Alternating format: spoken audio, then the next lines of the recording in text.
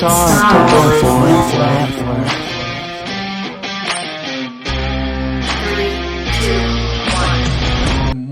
afternoon, or evening, whatever time it is, wherever you're coming from, Cowboys Nation, you know the drill. Welcome to Starboys Network. I am your host, Zach White. Hey, I hope each and every one of you enjoyed your much needed victory weekend. My God, we all needed it. It was a little bit closer than it seemed. 27-17 against the Saints on Thursday night was your final. The defense really carried us in this one. And I know the main topic of this is going to be the offense, but I want to give out flowers, right? I got to give out flowers to this defense for stepping up, doing their job, taking care of business, really carrying this team. You had a lot of guys who really stepped up. Jayron Kearse, he continues to be a mainstay for this team. So let's just go ahead and dive into the main takeaways of the game real quick before we start diving into the other side and what is going on with this offense and why is it a problem, right? But first, again, we're going to give flowers. Jayron Kearse, 8 tackles, 2 tackles for a loss, interception, 1 pass defense.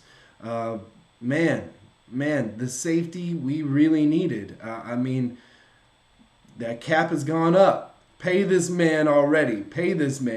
And I was actually in a Twitter Spaces this past week with a lot of great voices around the industry. A lot of great content creators. J.A. Massey, our guy J.A. Massey from 4D Podcast. Man, make sure he is a part of the Starboys Network team, 4D Podcast. So make sure that you go by, swing over there, subscribe. Him and Dan Rupert are always doing their things. Great minds over there. But yeah, you had a lot of great guys. You had Vach on.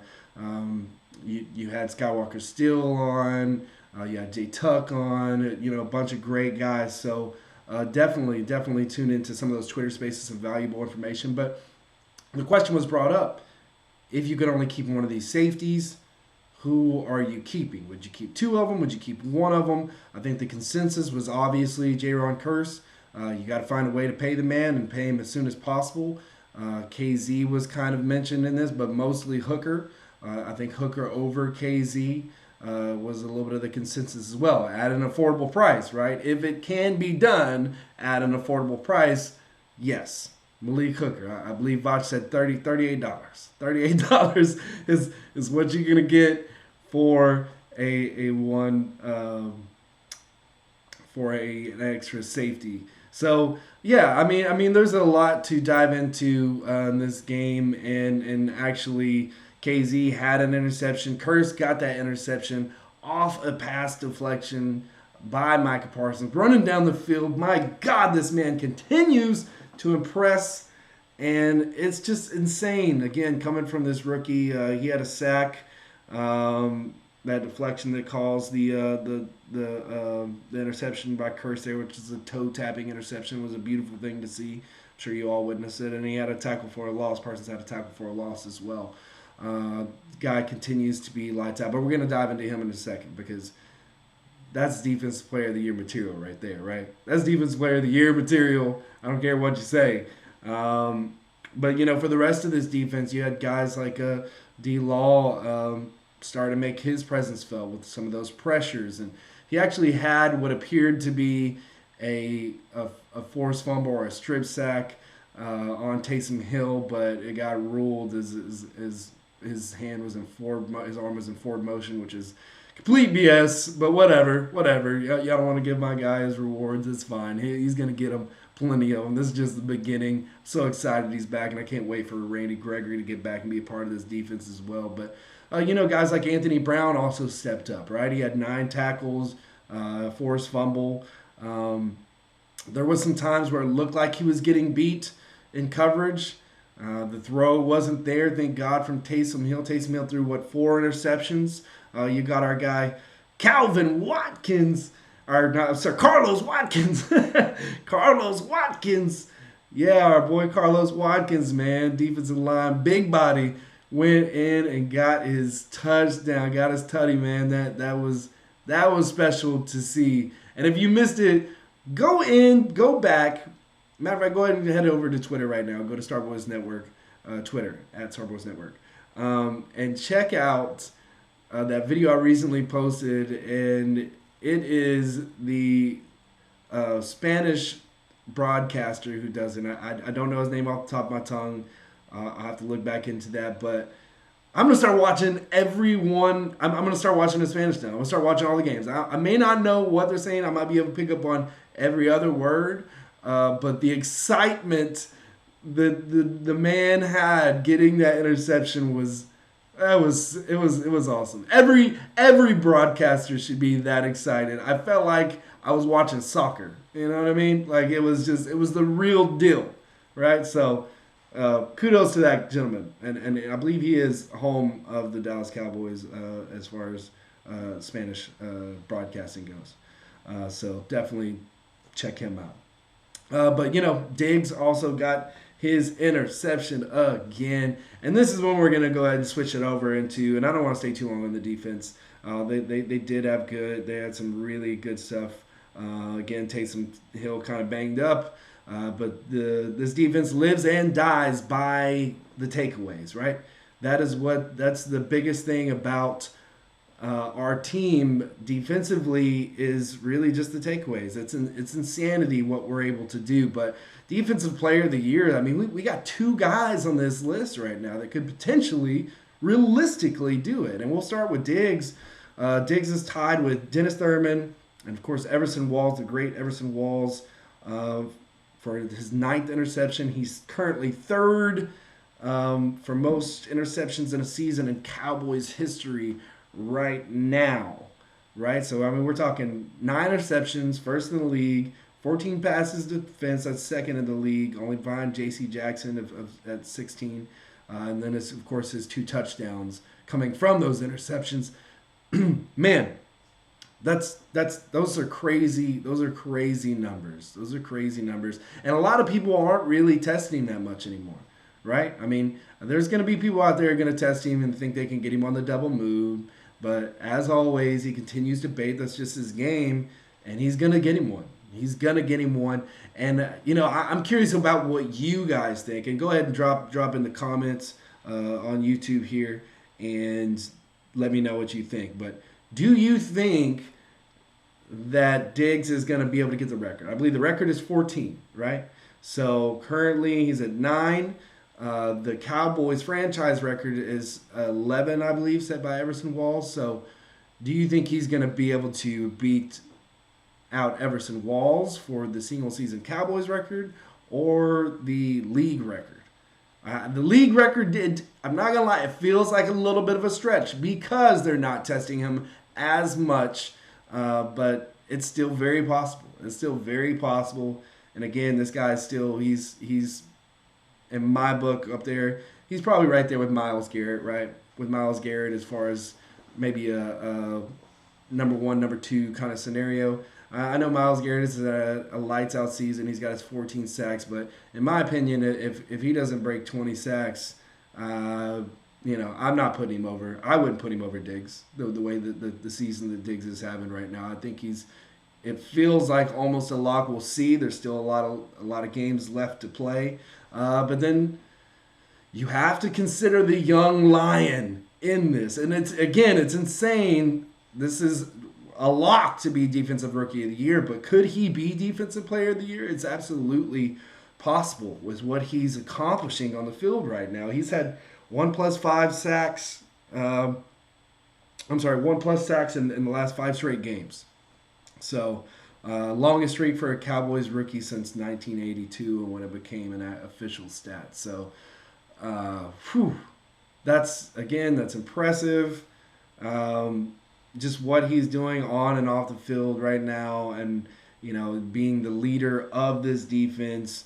He's got 72 tackles right now, 10 sacks, tied for 6th in that under that, and really it's like some of these guys got like 10.5 and 11. I mean, it's really I guess it's tied for 6th, but it's pretty damn close. They're all kind of bunched up there together.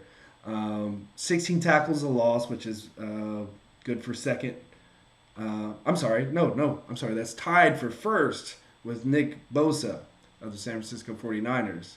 So he's tied for first in 16 tackles for a loss, and he's got 2 forced fumbles. So all very, very impressive stat line. And again, it's not just the, I mean, we can say stats, whatever.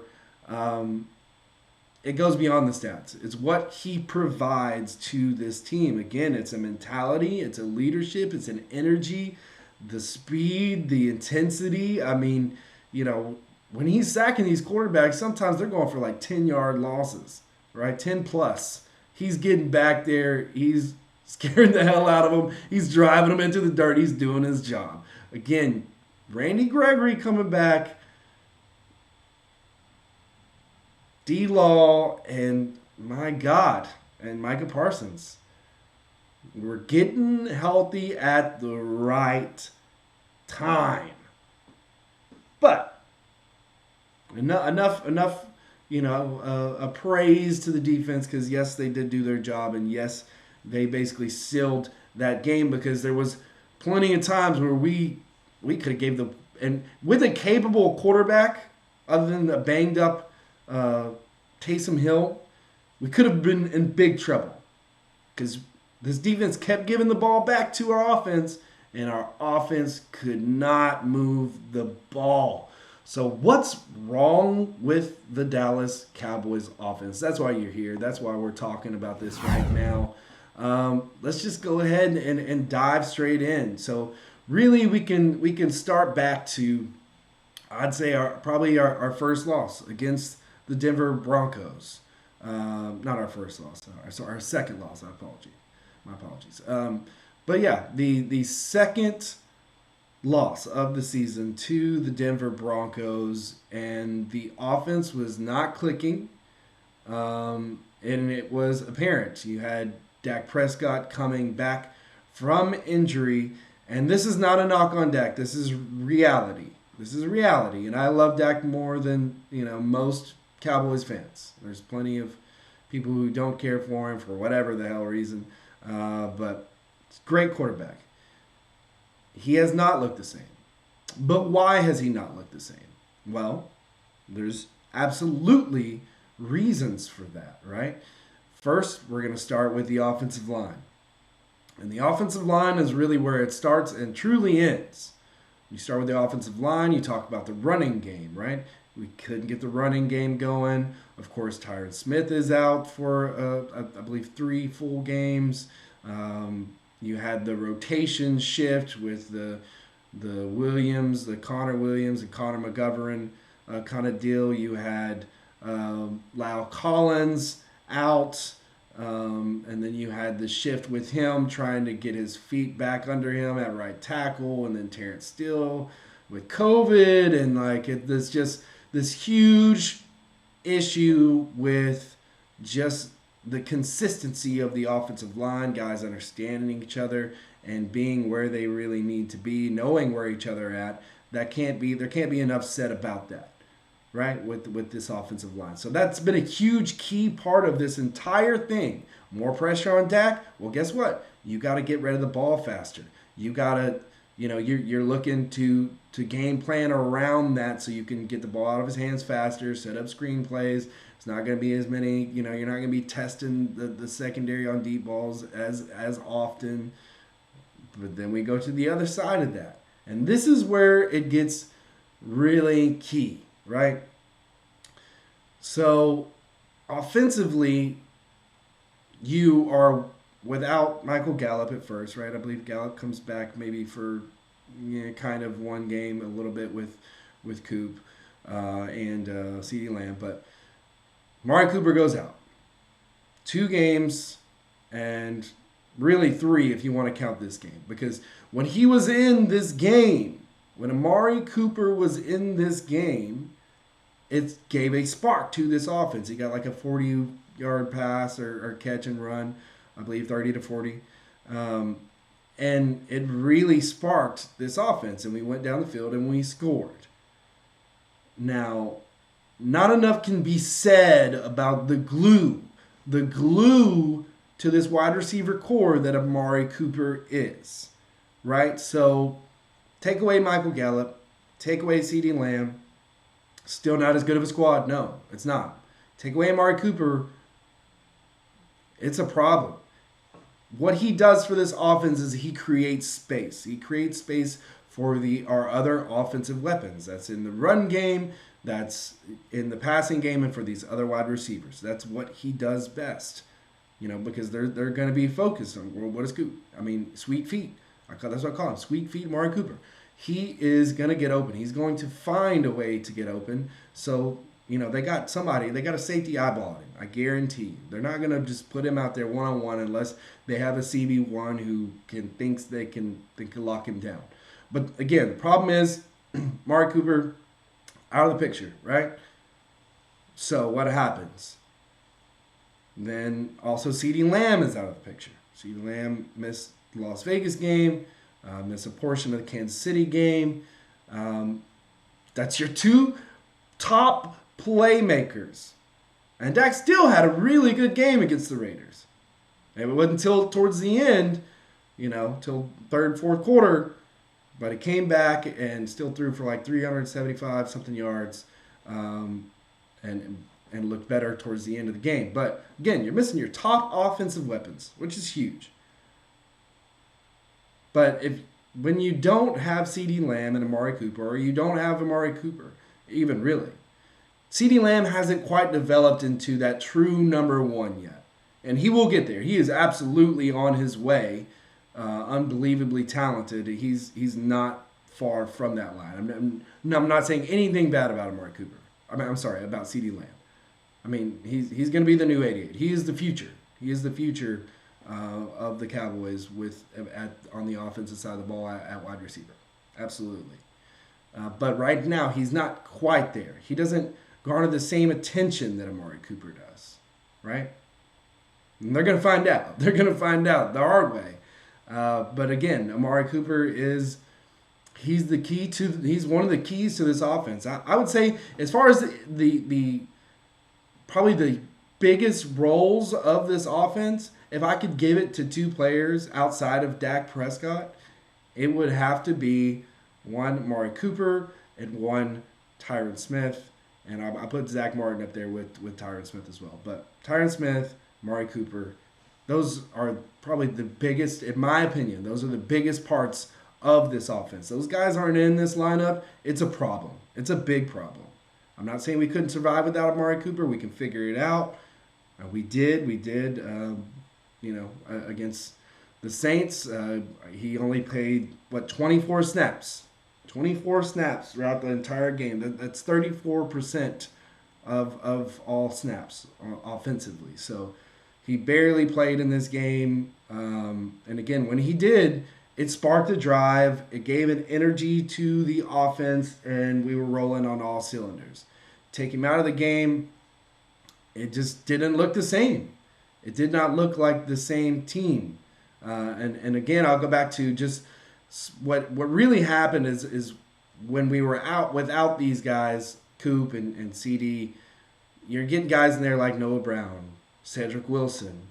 And it's difficult. It's difficult because these guys don't have like that true X or Z position value, right? They're most of the time you're going to see those guys is going to be in the slot. Okay, so you put those guys up an opportunity to be pressed, and that's exactly what happened. And I tell you the truth, and I won't even just say those guys. I'll say all of our receivers really have had an issue with press coverage. They haven't been able to get off the ball, and even you could see it last week. Again with Dak, yeah, there's some throws that are off. I'll give you that. I've seen it. I've seen a change. I've seen some throws that are just does not look like he would be the type of person, like he would be from the Dak that we've seen would make that type of throw, right? It's behind, low, high. It's always just a little off. He's just a little off. And I'm not going to put this on just all the offensive line, all the receivers. He's going to get his fair share. He gets a little bit of this blame because he hasn't. He hasn't quite looked the same.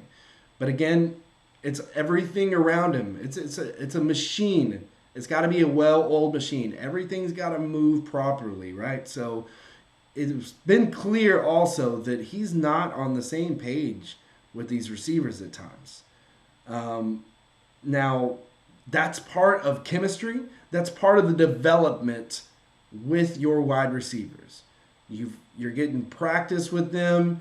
You know where they're going to be. They know where you're going to be, where you're throwing the ball, and it's all day. Like if Michael Gallup's run a certain route, and Dak, knows that they've ran this route like 1,000 times in practice, he might hit him on the back shoulder. Gallup's can be prepared for that. They got to be able to have a feel for each other and know what each other are looking for. And again, there just seems like some confusion going on, and I just really haven't been able to just kind of pinpoint where it's all coming together. But again, the run game too. The run game has been atrocious. It's difficult when you can't establish the run, where you're running for, at one point in time, damn near averaging 200 something odd yards a game, right? And then to go to, Jesus, we're barely topping 100 now.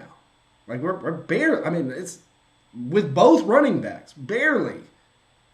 That's not good. That's not good. And as has been pointed out all weekend, we've been running up the middle a lot. We're not really testing that outside edge too much. And it's become a little bit of a problem. It just seems like we just keep beating our heads into the wall. Let's just try and pound it at the middle and see what happens. And nothing's happening. We're not really making anything big happen. Other than what Tony Pollard did, which, guess what, happened to be off the edge when he got that 58-yard run, I believe it was. But even then, and Zeke with the knee injury, why we haven't rested him, I'm not sure. He says he still wants to go, and I guess maybe part of the process is trying to work out that soreness in his knee, but it's been a problem. I say get the rest, right? Give the man his rest, let him come back.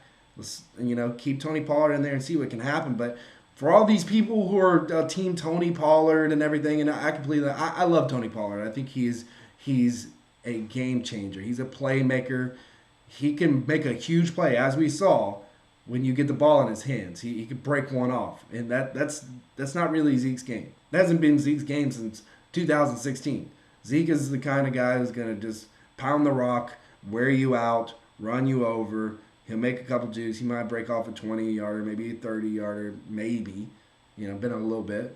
But yeah, he might do that, but that's his game. It's slow and steady, but he gets the job done. He's a workhorse running back. That's what he is. We know that about him. We've always known that about him. But, they're both really averaging like 3.5 yards per carry. You give, it's a little bit more for Pollard actually, but you take away, I guess, I believe it's like 2 or 3 of those big runs, and then it's 3.5, 3.4, 3.5. Once Pollard's 3.5, Zeke is 3.4. So is it that big of a difference? No, because at the end of the day, if we're being honest, we're being true with ourselves. Not saying that he can't be, but as of now, I'm not sure that he ever will necessarily be. But Pollard he's not an every down back. He's not going to be your every down back. He's a playmaker. You put him in a position to make big plays. That's what he does best. And right now, if we got to have him in and rest Zeke to get that knee healthy in time to get ready to prepare to make this stretch towards the playoffs, that's key to me. And I don't understand why we're not resting him. And again, we talk about all this. We overcame. The Saints had a lot they had dealing with too. Going into this, they couldn't overcome. We overcame, right? We overcame the COVID chaos that has surrounded our team with Mike McCarthy, some of the head coaches, Joe Philbin, the offensive line coach, a lot of these trainers, everything that's been happening with this team, with the team, really. Terrence Steele, and that's going to be interesting to see too, right? As Terrence Steele come back out there, you put Lyle Collins back out there, right? So, me personally, I'm keeping Lyle Collins out there. That's just me. And Terrence Steele is your backup right tackle. He's not your backup swing tackle. He's your backup right tackle, and he's a damn good one. He's a damn good one, and I love having him there. And it's one of the better depth pieces we have, and we have a few more years. So let's not get crazy and say let's go ahead and just cut Lyle Collins in that crazy contract. It's too big. No, that would be stupid. It'd be stupid. You keep good players in your team. That's what you do. That's how you win championships, because then you have depth to slide in right behind there. Tackle, something I'm maybe looking at in this draft coming up, maybe the second, third round, first, if it's right, if it's the right fit. But my goodness, again, let's slow our roll a little bit. The offense has definitely had some issues, but what we talked about, guess what? We get a little bit of a break. Finally, okay? We've played 3 games in, 11, 12 days? 3 games in 12 days? That's a lot. That's a lot. And to be truthfully honest, I had penciled in, I had the Raiders as a loss. I had the Kansas City Chiefs as a win. I had the Raiders as a loss. Why? Because you come off of that loss, or you come off of the high of, if it's a win or a loss against Kansas City, you're matching up against one of the better teams. You're going to give your all, and then it's a quick turnaround. You got to focus on a whole nother team, whole different dynamic. Still should have been a winnable game. By the way, Kevin, Jesus, Kevin. You know what? I'm going to give it to you. Maybe you've made it this far into the show, 30 minutes in. I hope you have. Kevin, I won't give his last name, but Kevin from Vacaville, California.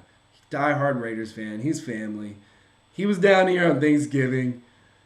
We were taking shots for touchdowns. Thank God we weren't taking shots for flag, because I would have been drunk as hell. We probably both would have died that night, right? But he said he wanted me to give him a shout-out, so I'm giving you a shout-out, Kevin, all right? Good luck. Glad you enjoyed your win. It's probably the last one you'll get of this season. Just goes to prove that everybody steps up their game against the Cowboys. That was your Super Bowl, sir. Enjoy sitting on the couch when we're in the playoffs. I hope you enjoy watching. Anyway, I'm done with that. Moved on. This offense is going to get rolling. As I said, 3 games in 12 days was a brutal stretch. And now we're at the back end. They're going to get 10 days of rest. Hopefully come back in a little bit healthier. Hopefully everybody be back. We'll see if Mike McCarthy's hopefully going to be back. I'm sure he'll be part of, doing Skyping and whatever to try and game plan and kind of get everybody on the same page. Hopefully there's no more freaking, I'm not even going to say the word. I'm not even going to say it. Hopefully there's no issues. We'll say that. Hopefully there's no more illness-related issues or injuries or any of that mess. We're coming out of this stronger, healthier, better. I believe, Gallup and Gregory are coming back here pretty soon. I think this offense is going to finally get on the same page with its healthy wide receivers. Hopefully Zeke has time to rest that knee. We get that running game going again. We figure out our offensive line rotation, and we make a huge run in the back end of this season and make a huge run in the playoffs. It's all about getting hot at the right time, guys. That's what it's always been every year for any team. It's always about getting hot at the right time. We got hot at the beginning of the season, then we had November was cold as hell. December, we about to heat this thing up. And I need y'all to stand with me. Like and subscribe to this channel, right? Leave a comment. Just make sure you subscribe. And we got some great content come to you guys as always. Got a lot of good stuff going on. As I said, go to starboysnetwork.com. We got 4D podcast up now with our guys Jay Massey and Dan Rupert. So definitely make sure to subscribe to their channel. Check it out. We got the Starboys Report with Mario Herrera and Matthew J. Lennox. Those guys are killing it as well. And of course, we got Camber Michelle and Aisha Morrison. They are doing the Star Girls podcast here very soon, I believe within the next week or so. Couldn't be more excited about that. That's huge. That's great news. we're killing it right now, guys. We're killing it. So go to starboysnetwork.com, see everything that we have going on, and tune in. Stay tuned in. And we're going to do a show a little bit later this week. We're going to go ahead and dive into the matchup against the Washington football team. And it's the revenge tour. We all know what it is. And am I concerned? I'm gonna leave you on a cliffhanger right there. I'm gonna leave you on a cliffhanger right there. All right. I will see you guys in probably might be a day, might be 2 days, might be 2 days. All right, we'll do 2 days. Okay. Everybody, enjoy the rest of your week until I see you again. Always go Cowboys.